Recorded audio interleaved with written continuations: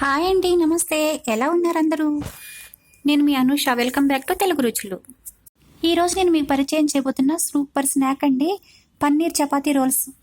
ఇది ఎంత బాగుంటుంది అనేది నేను చెప్పడం కంటే కూడా మీరే ట్రై చేసి చూస్తే మీకే అర్థమవుతుందండి.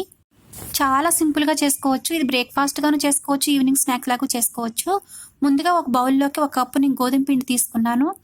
అందులోకి కొంచెం సాల్ట్ వేసుకుంటున్నాను.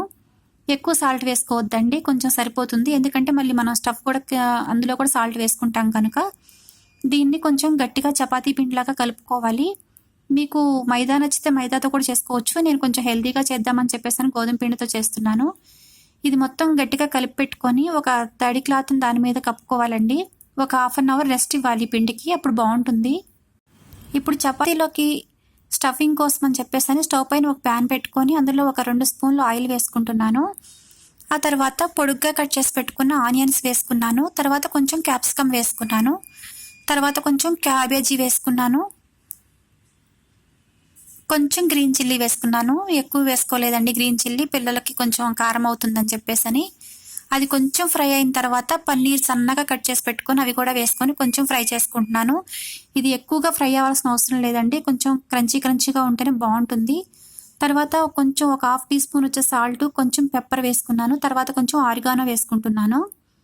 ఆరిగానో మీ ఆప్షన్ అండి, కానీ వేసుకుంటే చాలా బాగుంటుంది. బయట అట్లానే రెస్టారెంట్స్లో అట్లానే వేస్తారు కదా, అలా వేసుకున్నాను నేను. ఆ తర్వాత స్టవ్ ఆఫ్ చేసి అందులో కొంచెం టమాటా కెచప్ వేసుకుంటున్నాను నేను.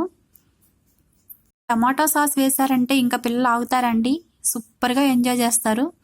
చాలా టేస్టీగా ఉంటుంది. మీరు తప్పకుండా ట్రై చేసి వాళ్ళకి ఇవ్వండి. మీరు కూడా చాలా బాగా ఎంజాయ్ చేస్తారు ఒకసారి ట్రై చేసి చూస్తే. ఆ తర్వాత అది చల్లారే లోపల మళ్ళీ చపాతీ పిండిని ఒకసారి రోల్స్ చేసుకొని చిన్న చిన్న పీసులుగా కట్ చేసుకొని పల్చగా చపాతీలాగా చేసుకోవాలండి.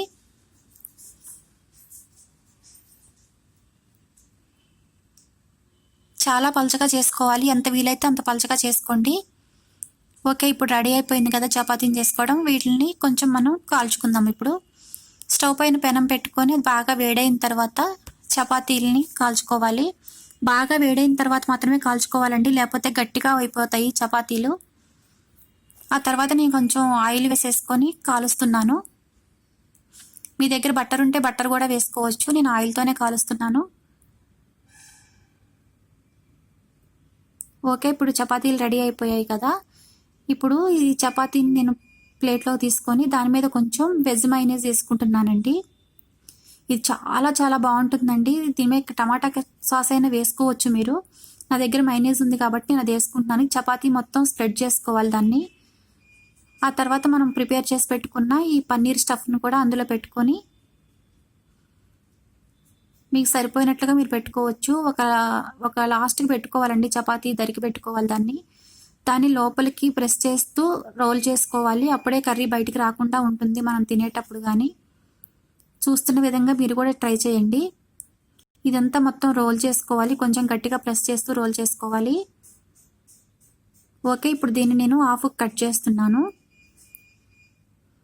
ఇది టిఫిన్ బాక్స్లలో కానీ పిల్లలకి ఇట్లా ఇవ్వండి, చాలా బాగా ఎంజాయ్ చేస్తారండి. చాలా టేస్టీగా ఉంటుంది. సింపుల్ రెసిపీ కదా, తప్పకుండా ట్రై చేయండి. తప్పకుండా ట్రై చేసి మీకు ఎలా కుదిరిందో మీ ఫీడ్బ్యాక్ ద్వారా నాకు తెలియచేయండి. మరిన్ని హెల్తీ అండ్ టేస్టీ రెసిపీస్ కోసం తెలుగు రుచులు ఛానల్ సబ్స్క్రైబ్ చేసుకోండి. లైక్ చేయండి, షేర్ చేయండి, కామెంట్ చేయండి.